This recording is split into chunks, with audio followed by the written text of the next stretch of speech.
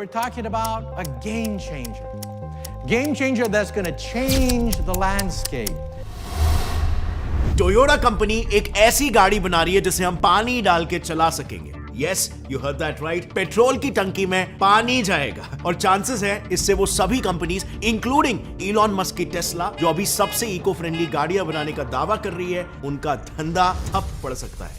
क्योंकि टोयोटा का ये नया इंजन भी एक बहुत ही इको फ्रेंडली कंबशन इंजन होने वाला है, जिसके फ्यूल टैंक में तो पानी डलता ही है पर उसके एग्जॉस्ट से भी पानी ही बाहर निकलता है. एंड येट वो किसी पेट्रोल या इलेक्ट्रिक इंजन जितना पावर प्रोड्यूस करता है. So now the question is, आखिर टोयोटा अपने इंजन में पानी को कैसे जलाने वाला है? क्या इन्होंने साधारण पानी की कोई ऐसी खूबी ढूंढ निकाली है जो इन सभी बड़े बड़े जायंट कंपनीज के नजरों से छूट गई? ऑल्सो अभी के इंजन्स का ना पानी के साथ कुछ ऐसा सीन है जैसे पानी का सीन है बिल्लियों के साथ. कभी गलती से भी अगर पानी किसी इंजन या फ्यूल टैंक में चले जाता है तो उसकी हालत कुछ ऐसी हो जाती है, मेटल पूरी तरह से सड़ जाता है.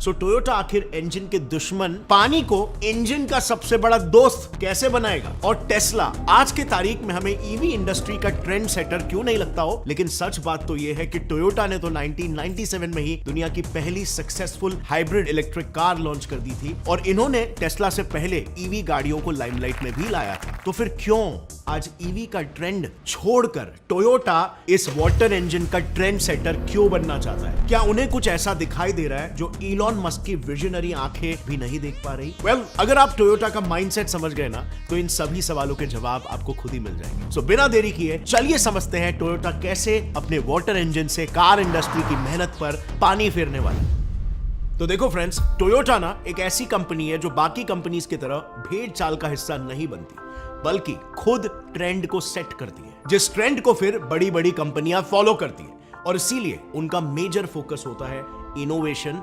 Innovation and only innovation. अपने इसी इनोवेटिव अप्रोच की वजह से 1990s में पूरी दुनिया जहां पर ईवीज के बारे में सोच भी नहीं रही थी, वहीं पर टोयोटा ने दुनिया की पहली hybrid electric car Toyota Prius launch करके उसी कार मार्केट में ईवीज का एक ट्रेंड भी सेट कर दिया था. इनफैक्ट कुछ एक्सपर्ट्स मानते हैं कि लेट 90s में अगर ये कार इतनी सक्सेसफुल नहीं हुई होती तो शायद अर्ली 2000s में टेस्ला को वो शुरुआती पुश मिलता ही नहीं. खैर, whatever may be the case, लेकिन समहाउ टोयोटा खुद अपने सक्सेस से खुश नहीं थी. दरअसल अमेरिका, जो खुद टेस्ला, फोर्ड, शेवरोले, फियाट जैसे बड़े बड़े कार जायंट्स का घर है, वहां भी टोयोटा जैसा एक आउटसाइडर ज्यादा रिलायबल माना जाता है आज के तारीख में. इनफैक्ट यही वजह भी है कि आज के समय अमेरिका में हर 5 में से एक ऑफ रोड गाड़ी टोयोटा की ही होती है. अब ऐसे में जब टोयोटा प्रियस लॉन्च हुआ था और दुनिया भर में उसके पॉजिटिव और नेगेटिव फीडबैक्स दोनों मिलने लगे, तब उन्हें अपने इस हाइब्रिड इलेक्ट्रिक इंजन में कुछ कंसर्निंग फ्लॉज नजर आए और उन्होंने अपने इस ईवी का प्रोडक्शन बंद कर दिया. पर क्या थे वो फ्लॉज जिन्हें छोट मोट मॉडिफिकेशंस के जरिए ठीक नहीं किया जा सकता था? वेल, एक्चुअली में एक नहीं बल्कि मल्टीपल फ्लॉज थे. दरअसल टोयोटा ने जब अपने ईवी मॉडल प्रियस को डिटेल में स्टडी किया, तब उन्हें अपने इस मॉडल में 2 मेजर प्रॉब्लम्स नजर आए. पहला ये कि भले ईवीज इको फ्रेंडली माने जाते हैं और वो जीरो कार्बन एमिशन करते हैं, लेकिन उन्हें चार्ज करवाने वाले चार्जिंग स्टेशंस के लिए जो इलेक्ट्रिसिटी आती है वो तो कोल, डीजल, नेचुरल गैस जलाकर ही आती है. यानी कि टेक्निकली जब भी ईवीज रास्ते पर चलती है तब वो भी तो पर्यावरण को प्रदूषित कर ही रही है. एंड सेकेंडली, ईवीज में जो बैटरीज लगाई जाती है वो मोस्टली लिथियम, कोबाल्ट या फिर निकल जैसे रेयर मेटल से बनती है और इन मेटल्स को एक्सट्रैक्ट करके सिर्फ एक बैटरी बनाने में इतना फॉसिल फ्यूल जलाना पड़ता है कि उतने में ऑलमोस्ट 2 साधारण गाड़ियां पूरी तरीके से तैयार हो जाए. इनफैक्ट शायद आपको यह पता नहीं होगा, पर एक इलेक्ट्रिक गाड़ी भी शोरूम तक पहुंचने से पहले करीब 13,608 kilograms carbon dioxide gas release कर चुकी होती है, जो कि हर साल 22,000 लोगों का दम घोट सकता है. यानी कि all in all Toyota realized कि इन्हीं फ्लॉस की वजह से ईवीज का मुख्य पर्पस ही बीट हो रहा है और वो बस दिल की तसल्ली के लिए ये रेयर मटेरियल्स को वेस्ट कर रहे हैं. नतीजा, उन्होंने ईवीज का डेवलपमेंट बैकफुट पर ले लिया और इंस्टेड कंबशन इंजन्स वाले साधारण गाड़ियों को इंप्रूव करने पर ज्यादा फोकस करना शुरू किया, starting with choice of fuel. Basically शुरुआत से ही टोयोटा को अच्छी तरीके से पता था कि इंजन से भी ज्यादा आप कौन सा फ्यूल इस्तेमाल करते हो वो मैटर करता है, क्योंकि किसी फ्यूल में कितने केमिकल बॉन्ड्स हैं, उन बॉन्ड्स में से कितने बॉन्ड्स आसानी से टूटकर अपने अंदर ट्रैप्ड एनर्जी को रिलीज कर सकते हैं और उनमें से कितने बॉन्ड्स आधे अधूरे टूटकर कार्बन पॉल्यूटेंट्स बना सकते हैं। ये सारी चीजें कंसिडरेशन में लेना बहुत ही जरूरी होता है। अब ऐसे में ये बात तो आप सभी साइंस लवर्स जानते होंगे, वो मॉलिक्यूल जो सबसे ज्यादा बॉन्ड्स बना सकता है वो कौन सा मॉलिक्यूल, कौन सा एलिमेंट है? Well, carbon, right? यानी आप एथेनॉल यूज कर लो, आप केरोसिन यूज कर लो, आप सीएनजी यूज कर लो, उन्हें जलाने पर किसी ना किसी फॉर्म में कार्बन डाइऑक्साइड रिलीज होगा ही। तो ऐसे में आखिर करें क्या? वेल, एक आइडिया हो सकता है। व्हाट इफ हम हाइड्रोजन H2 यूज करें तो? क्योंकि एक हाइड्रोजन मॉलिक्यूल में 2 हाइड्रोजन एटम्स होते हैं और हाइड्रोजन मॉलिक्यूल्स छोटे होने की वजह से वो किसी फ्यूल टैंक में काफी टाइटली पैक किए जा सकते हैं। यानी कि अगर लेट्स से आप एक फ्यूल टैंक में 24 बॉन्ड्स वाले सिर्फ 4 पेट्रोल मॉलिक्यूल्स भर सकते हो, मगर एक बॉन्ड वाले हाइड्रोजन मॉलिक्यूल्स के ऑलमोस्ट 100, तो अल्टीमेटली आपके पास 4 एक्स्ट्रा बॉन्ड्स की एनर्जी होगी। ऊपर से हाइड्रोजन के आपसी बॉन्ड्स काफी स्ट्रॉन्ग होने की वजह से उनके टूटने पर पेट्रोल के मुकाबले 3 गुना ज्यादा एनर्जी निकलती है और बदले में कार्बन डाइऑक्साइड भी नहीं निकलता। So all in all it's a big win win situation. In fact Toyota का ऐसा ही हाइड्रोजन इंजन और हमारा उस पर एक डिटेल्ड एक्सप्लेनेशन वीडियो, ये दोनों चीजें ऑलरेडी एग्जिस्ट भी करती है। लेकिन जैसे कि मैंने उस वीडियो में भी कहा था,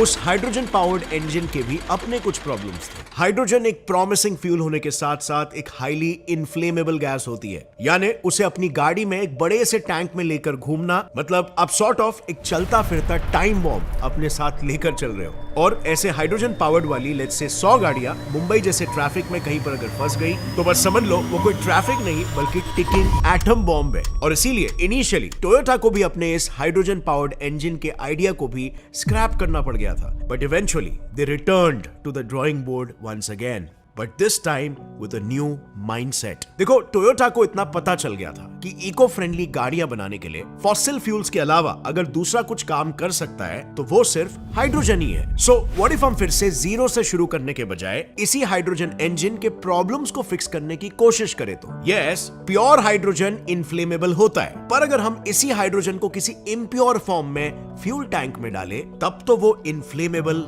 नहीं रहेगा, राइट? और बस इसी आइडिया ने जन्म दिया एक वाटर इंजन वाले कॉन्सेप्ट को। अब फ्रेंड्स, एक्सप्लेनेशन में तो हम आगे बढ़ेंगे, लेकिन इस चीज को यहां पर रियलाइज करते हैं, और ये पर्सनली मेरा भी one of the most important message आप सभी के लिए है थ्रू दिस चैनल। देखो, लाइफ में हम कहीं पर भी अटक जाते हैं, जैसे टोयोटा अटक गई थी, तो हमें हमेशा फॉल बैक करना चाहिए फर्स्ट प्रिंसिपल्स थिंकिंग पर। फर्स्ट प्रिंसिपल्स थिंकिंग मतलब प्रॉब्लम को एकदम रूट से आइडेंटिफाई करो। तो जैसे टोयोटा ने यहां पर समझा, यहां पर प्रॉब्लम हाइड्रोजन इंजन्स नहीं है बल्कि हाइड्रोजन का इनफ्लेमेबल नेचर है। तो हम फंडामेंटली उसके इसी नेचर को किसी तरीके से अगर ट्वीक कर सके तो we would be able to get best out of both the worlds. और ऐसे क्रिएटिव आइडियाज ना आपको यूजुअली सिर्फ फर्स्ट प्रिंसिपल थिंकिंग से ही आ पाएंगे, वरना प्रॉब्लम्स के टाइम पे हमारा दिमाग हमेशा स्ट्रेस्ड आउट हो जाता है और एस्केप रूट देखता है और फिर हम वो आइडिया को ड्रॉप कर देते हैं। सो अब बढ़ते वाटर इंजन वाले कॉन्सेप्ट में आगे। सो पानी चाहे कितना ही साफ क्यों ना हो, अगर हम उसे हाइड्रोजन के पर्सपेक्टिव से देखें तो टेक्निकली उसमें ऑक्सीजन की इंप्योरिटी होती है। यही इंप्योरिटी उसको एक्सप्लोसिवनेस से बचाएगी। टोयोटा को अब फाइनली पता चल गया था कि उसे क्या बनाना है, एक्सेप्ट अगेन एक छोटी सी प्रॉब्लम थी। दरअसल जब वो इस दिशा में एक प्राइमरी रिसर्च कर रहे थे तब उन्होंने देखा कि ऐसे ऑलरेडी कई लोग हैं जिन्होंने पानी को एज अ फ्यूल इस्तेमाल करके गाड़ियां चलाई है, बस वो गाड़ियां पॉलिटिक्स और इम्प्रैक्टिकल डिजाइन की वजह से कभी मेन स्ट्रीम नहीं हुई। एक्चुअली 1980s में यूएस में बढ़ते फ्यूल प्राइसेस से बचने के लिए एक छोटे से अमेरिकन इन्वेंटर स्टैनली मेयर्स ने पेट्रोल का ऑल्टरनेटिव ऑप्शन ढूंढते हुए पानी पर चलने वाली एक गाड़ी डिजाइन की थी। मेयर्स के हिसाब से उनकी ये गाड़ी सिर्फ 4 लीटर यानी कि सिर्फ इतने से पानी में 180 किलोमीटर तक चलने में सक्षम थी। लेकिन जैसे ही मेयर्स ने इस आइडिया को दुनिया के सामने रखा, उन्हें कई ऑयल कंपनी से धमकियां आने लगी। और इसी बीच 1998 में जब वो एक होटल में अपने इस इन्वेंशन के लिए कुछ इन्वेस्टर्स से बात कर रहे थे, तब अचानक उनका गला सूखने लगा। वो तेजी से होटल से बाहर भागते हुए नजर आए और इससे पहले कि कोई कुछ भी समझ पाता, उनकी जगह पर मौत हो गई। And you know what's even more shocking, उनकी मौत के कुछ ही दिनों बाद उनकी वो गाड़ी और उससे जुड़े सभी डिजाइन्स भी मेयर्स के गैराज से मिस्टीरियसली गायब हो गए। कहा जाता है कि अगर वो डिजाइन्स आज होते तो शायद ईवीज कभी मेन स्ट्रीम हुए ही नहीं होते। बिकॉज ये लगभग उसी समय की बात है जब टोयोटा प्रियस लॉन्च हुई थी। सो अगर ये वाटर इंजन वाली गाड़ी मेन स्ट्रीम हुई होती तो शायद प्रियस वो पहली और आखिरी ईवी होती जिसने मेन स्ट्रीम मीडिया में बज भी क्रिएट किया होता। खैर, once this water engine was gone, दुनिया के कई और लोगों ने भी वाटर इंजन्स बनाने की कोशिश की, लेकिन they had no luck. Like अभी 2018 में इंडिया के नागपुर के कुछ इंजीनियरिंग स्टूडेंट्स ने लिटरली एक मारुति 800 को पानी डालकर चलाया था। उन्होंने बेसिकली मारुति 800 के फ्यूल टैंक में कैल्शियम कार्बाइड के टुकड़े पानी में घोल के डाले थे और उनके बीच एक केमिकल रिएक्शन से जो इनफ्लेमेबल एसिटिलीन गैस पैदा हुई थी, उससे उन्होंने अपनी गाड़ी को चलाया था। और ऐसे ही दूसरे भी कई सारे वेरिएंट्स हैं वाटर इंजन्स के, लेकिन उन सभी में कुछ ना कुछ फंडामेंटल प्रॉब्लम्स थे। इनमें से 3 सबसे मेजर प्रॉब्लम्स कुछ ये रहे हैं। पहली प्रॉब्लम, जैसे कि मैंने शुरुआत में कहा था कि पानी और गाड़ी के फ्यूल टैंक्स, ये कॉम्बिनेशन ही एकदम डेडली है, क्योंकि पानी में मौजूद ऑक्सीजन मेटल से बने फ्यूल टैंक्स के कांटेक्ट में आते ही उसे सड़ाने लगता है और महज कुछ ही दिनों में आपके गाड़ी के फ्यूल टैंक की हालत कुछ ऐसी हो जाती है। दूसरी प्रॉब्लम, कैल्शियम कार्बाइड को पानी में डिसॉल्व करने से एसिटिलीन गैस के साथ साथ कैल्शियम ऑक्साइड भी फॉर्म होता है, जो फ्यूल टैंक में जमा होकर उसे क्लॉग कर देता है। और तीसरी सबसे बड़ी प्रॉब्लम थी एसिटिलीन से रिलेटेड। एसिटिलीन पानी से ज्यादा कोरोसिव होता है और हाइड्रोजन गैस से ज्यादा अनस्टेबल भी, और ऊपर से ये पॉइजनस भी है। यानी कि ऑल इन ऑल मेयर्स के इंजन का तो पता नहीं कि वो पानी को एग्जैक्टली कैसे इस्तेमाल करते थे, लेकिन जिनके बारे में आज हमें पता है उनके डिजाइन्स काफी इम्प्रैक्टिकल से। अब ऐसे में आखिर टोयोटा ने पानी से हाइड्रोजन एक्सट्रैक्ट करने का रिस्क क्यों लिया, especially knowing that हाइड्रोजन और वाटर इंजन दोनों की अपनी दिक्कतें हैं। Well, यहीं पर टोयोटा के इंजीनियर्स ने एक वंडरफुल जुगाड़ लगाया। They again went to their drawing boards। फिर अब तक देखे सभी तरह के इंजन्स, यानी कि ईवी, हाइड्रोजन इंजन और इम्प्रैक्टिकल वाटर इंजन्स, इन सब को उस बोर्ड पर उन्होंने उतारा और फिर आइडियाज ब्रेनस्टॉर्म किए और अंत में एक ऐसा इंजन बनाया जो उन सभी के पॉजिटिव एट्रीब्यूट्स को मिक्स एंड मैच करके उनकी आपसी कमियों को सॉल्व कर सकता था। Let me explain this. देखो, हाइड्रोजन गाड़ियों के फ्यूल स्टेशंस में क्या होता है, वो एक तरह से ईवीज के चार्जिंग स्टेशन का ही एक एक्सटेंशन होते हैं। सिर्फ गाड़ी में डायरेक्टली इलेक्ट्रिसिटी देने के बजाय वो इंस्टेड पानी में इलेक्ट्रिसिटी देते हैं और फिर इलेक्ट्रोलिसिस प्रोसेस के जरिए पानी हाइड्रोजन और ऑक्सीजन में स्प्लिट होता है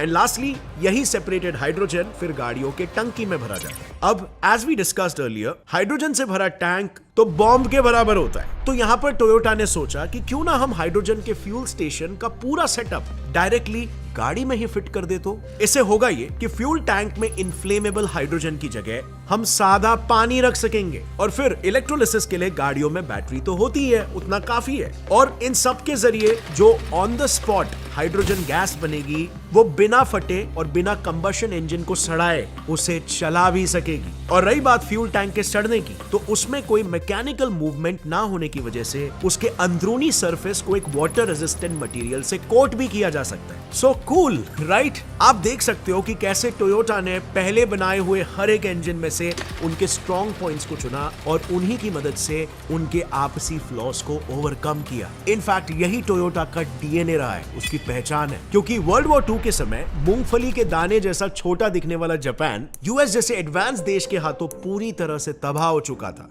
लेकिन फिर जैसे ही वर्ल्ड वॉर 2 खत्म हुआ, अपनी गलती को सुधारते हुए जापान और उसकी कंपनीज को कई सालों तक यूएस ने ही पाला। इन्हीं कंपनीज में से एक थी टोयोटा। Yes, Toyota. ये कंपनी जो एक टाइम पर हैंडलूम्स बनाया करती थी, उसे 1950s में गाड़ियां बनाना सिखाकर यूएस ने ही खड़ा किया था। अब मैं ये बैक स्टोरी आपको क्यों बता रहा हूं? वेल, सिंपली बिकॉज कोई भी देश, कोई भी कंपनी, कोई भी इंसान जब अपने सबसे लोएस्ट पॉइंट पर होता है ना, वो तभी अपने आप से वो मुख्य सवाल पूछता है कि यहां से आगे अब उसे कहां जाना है और कैसे जाना है और क्यों जाना है। जब 1991 में हमारे देश के पास सिर्फ 3 हफ्ते तक सरवाइव करने जितने पैसे बचे थे, तब हमने भी यही सवाल अपने आप से पूछा था और लो, आज हम यहां पे हैं। अब 1950s में जब जापानीज लोगों ने अपने आप से यह सवाल पूछा, तब उनके सामने 3 ऑप्शंस थे। पहला, इंडिया जैसी एग्रीकल्चर बेस्ड इकोनॉमी बनकर अनाज एक्सपोर्ट करना। दूसरा, अरब्स की तरह कच्चा तेल बेचकर पैसे कमाना। और तीसरा, पाकिस्तान जैसे यूएस के वॉर्स में उसकी मदद करके उससे अपनी मंथली सैलरी लेना। अब एज यू कैन सी, इनमें से पहला ऑप्शन तो पॉसिबल ही नहीं था, बिकॉज मूंगफली जितना छोटा देश मूंगफली बोएगा कहां, जगह ही नहीं है उतनी। देन दूसरे ऑप्शन में प्रॉब्लम यह थी कि जापान में नेचुरल रिसोर्सेज लाइक तेल, कोयला, आयरन ओर, कॉपर, ये सब जापानीज लोगों को ही पूरे नहीं पड़ते। एक्सपोर्ट क्या करेंगे? और तीसरे ऑप्शन की दिक्कत यह थी कि उनके देश ने जस्ट अभी अभी युद्ध के कॉन्सिक्वेंसेस झेले थे लेते तो यूएस के नाद में लगकर वापस वहीं पर जाना वो सिंपली सुइसाइड। सो फाइनली यहां पर जापान ने सोचा कि अगर हमारे पास कोई ऐसी चीज नहीं है जो नेचुरली वैल्यूएबल हो तो हम ऐसी मैन मेड चीजें बनाएंगे कि दूसरे देश हमें अपने देश में बुलाकर कहेंगे कि प्लीज हमें भी ये बनाकर दे दो। यानी जापान ने अपने इनोवेटिव दिमाग को वो सेलेबल, वो मार्केटेबल प्रोडक्ट बनाया। इनफैक्ट यही वजह है कि जब हम कहते हैं कि टोयोटा या इन जनरल जापान ने कुछ नया बनाया तो आप इंस्टेंटली क्यूरियस हो जाते हो। सो इससे होपफुली आपको अपने लाइफ के लिए भी कुछ इंटरेस्टिंग आइडियाज मिले होंगे। अब बस सवाल यहां पर यह बचता है कि क्या ये टोयोटा का insane water engine EV industry को रिप्लेस कर सकता है, स्पेशली आज के समय में जब ईवी कार्स एक अच्छा खासा मार्केट शेयर एंजॉय करते हैं। वेल अभी एट दिस मोमेंट टोयोटा का ये वाटर पावर्ड इंजन एक कंसेप्चुअल स्टेज पर है, सिर्फ उसका एक प्रोटोटाइप ही रिलीज हुआ है और इसीलिए हमारे पास भी इसके इन डेप्थ डिटेल्स नहीं है टू से फॉर श्योर। लेकिन अगर प्योरली सिर्फ प्रोटोटाइप के बेसिस पर जज करें तो मार्केट में उतरने से पहले टोयोटा को इसके दो मेजर प्रॉब्लम्स को एटलीस्ट तुरंत सॉल्व करना पड़ेगा। फर्स्टली, इस इंजन में मौजूद बैटरी अपने इलेक्ट्रिकल एनर्जी से पानी को स्प्लिट करती है और फिर पानी से निकला हाइड्रोजन जब टायर घुमाता है तो टेक्निकली वो इलेक्ट्रिकल एनर्जी काइनेटिक एनर्जी में कन्वर्ट होती है। फिर यही घूमते टायर्स किसी इलेक्ट्रिकल जनरेटर की तरह फिर से उस काइनेटिक एनर्जी को इलेक्ट्रिकल एनर्जी में कन्वर्ट करते हैं और इसी इलेक्ट्रिकल एनर्जी से फिर बैटरी चार्ज होती है। अब यहाँ पर आप देख सकते हो कि जब तक बैटरी को चार्ज करने के लिए टोयोटा कोई सोलर पैनल वगैरह अपनी गाड़ी में नहीं लगाता, ये एक परपेचुअल इंजन बन जाता है जो फिजिक्स के लॉज के खिलाफ है। सेकेंडली, अगर हम इसे प्योरली एनर्जी आउटपुट के टर्म्स में देखें तो 1 किलोग्राम हाइड्रोजन गैस जलाने पर करीब 121 मेगा जूल्स की एनर्जी जनरेट होती है। लेकिन ऑन द अदर हैंड उस 1 किलोग्राम गैस को वाटर इलेक्ट्रोलाइसिस के जरिए बनाने के लिए 180 मेगा जूल्स जितनी एनर्जी लगती है। यानी जितनी एनर्जी हमें हाइड्रोजन से मिल रही है उससे कई ज्यादा एनर्जी हम उसे बनाने में खर्च कर रहे हैं एट दिस पॉइंट। अब एटलीस्ट इस पर्टिकुलर प्रॉब्लम के लिए ऑस्ट्रेलिया में एक इलेक्ट्रोलाइजर कंपनी है जिसने रिसेंटली एक ऐसा इलेक्ट्रोलाइजर बनाया है जो 95% एफिशिएंसी के साथ हाइड्रोजन गैस जनरेट करता है। So there still a big hope. लेकिन टोयोटा एज अ कंपनी अपने फर्स्ट प्रॉब्लम से कैसे डील करता है और उसका ये वाटर इंजन आम लोगों को कितना अफोर्डेबल होगा, यही फैक्टर्स अल्टीमेटली डिसाइड करेंगे कि उनका ये वाटर इंजन ईवीज को कितना तगड़ा टक्कर देगा। However, potential is definitely there, खास करके टोयोटा जैसी बड़ी जायंट कंपनी इस टेक्नोलॉजी को अगर बैक करे तो। खैर, you know what friends, Japan की तरह एक और एक ऐसा देश है जो एयर ट्रैवल को और ज्यादा किफायती बनाने में लगा हुआ है। मैं बात कर रहा हूं यूएसए की, एंड मोर सो उसके स्पेस एजेंसी नासा के कमर्शियल गाइडेड वेंचर की। नासा ने 2028 में एक ऐसा प्लेन लॉन्च करने का फैसला किया है जो बस एक सिंपल चेंज के जरिए एयर ट्रैवल के खर्चे को 30 गुना कम कर सकता है। अब एग्जैक्टली वो चेंज क्या है और नासा जो रॉकेट्स और स्पेसक्राफ्ट्स लॉन्च करता है वो आखिर इस प्लेन्स बनाने के डोमेन में क्या कर रहा है, क्या मजबूरी है कि उसे इस डोमेन में उतरना पड़ा। इन सभी सवालों के जवाब मैंने काफी डिटेल में पूरे कॉन्सेप्ट के साथ एक्सप्लेन किया है अपने इस वीडियो में, जो आपको बिल्कुल भी मिस नहीं करना चाहिए because this technology will blow your mind. आज के वीडियो के लिए बस इतना ही। होपफुली इस वीडियो ने आपके सामने कुछ न्यू यूनिक क्रिएटिव आइडियाज लेके आए, आपके नॉलेज के रेंज को बढ़ाया। अगर ऐसे वीडियोस को आपको आगे भी देखना है तो सब्सक्राइब कर लो इस चैनल को ताकि वीडियोस मिस ना हो। सी यू नेक्स्ट टाइम। तब तक के लिए stay curious, keep learning and keep growing. जय हिंद।